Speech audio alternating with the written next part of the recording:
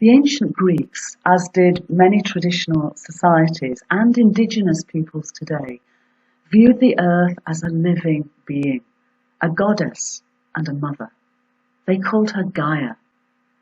Gaia's not our environment.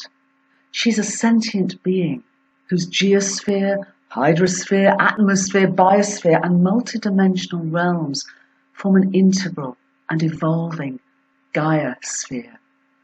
We're her children, and with the potential to consciously evolve to become her co-creative, evolutionary partners.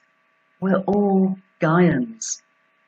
As we think cosmic, so as Gaians, may we feel global.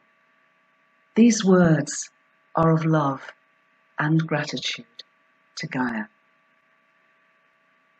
You made me with stardust gathered from ancient suns. You bore me in your primordial belly through long aeons of possibility. You birthed me naked and squalling, slippery with life's promise.